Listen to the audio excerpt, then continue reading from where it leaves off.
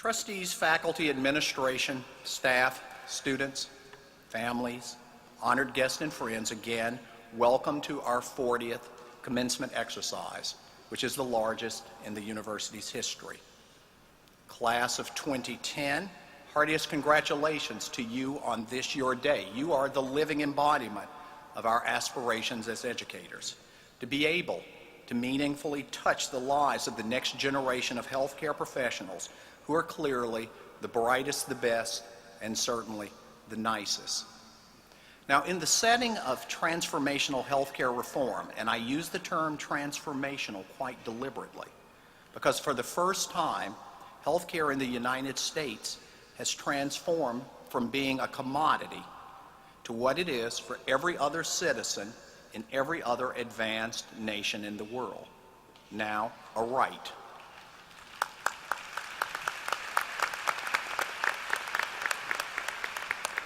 Because of our time in American history, I naively thought that developing my graduation remarks for this morning would be easy. After all, you are the first class from this university to practice your medical art in a reformed healthcare system, one that's been as elusive for this country as fairy dust, going back to FDR as the American president. However, I'll tell you that developing remarks for this morning proved much more difficult than I had imagined. For with the debate and the natural excitement that occurs about healthcare reform, I know what I'm expected to tell you. I'm expected to tell you, to repeat to you as an admonition, as a wish, as a hope, that you're going to go out and you're going to save the world. It's a lofty expectation that suggests that you'll use all of your energy, inspiration, and training, that you can improve, maybe even rescue the world from the ills that my generation of healthcare providers will be leaving behind. But I'll tell you, I think that is an unnaturally heavy burden to be placed on one generation by any member of a previous generation.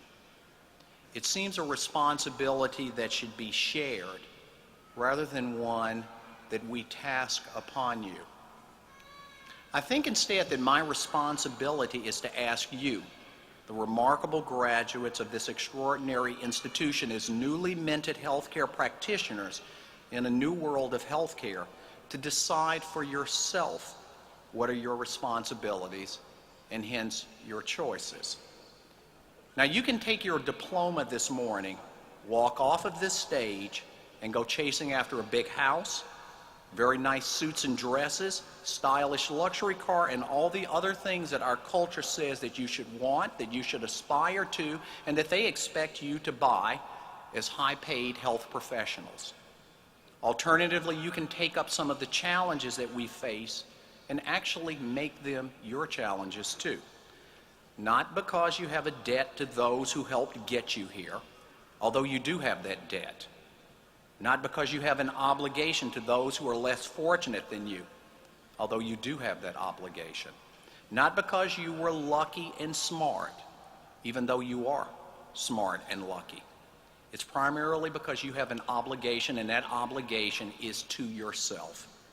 Focusing your life solely on mercantile pursuits defines a poverty of ambition and a poverty of compassion. It asks too little of yourself. Individual salvation in our profession has always depended upon collective salvation. This time, you're going to choose. If we've trained you well and your education has not been in vain, if you were trained as a professional instead of just been having trained for a job, your ambition and your nobility will identify what you should go out and fix. And I'm therefore sure it's going to get fixed. I ask each of you here this morning to make a promise to yourself, and certainly feel free to share it with a family member of a loved one. Challenge yourself to identify one small thing that you're going to go out and you're going to make better by this time next year. Now, obviously, there is no obligation in our profession to have us believe in better things that you will do. But there is a unique opportunity for you to go and do so, and to grow yourselves, to grow our nation, and also grow our profession in doing so. And you know what? Those of you that I've met, and those of you that I will meet and welcome this morning with a handshake into our profession as newly esteemed colleagues, I think it's fair to say that you're going to make me sleep better tonight, because I know that you can make us believe in the right things again. I want to thank you all. I wish you good luck. Class of 2010, you're very, very special.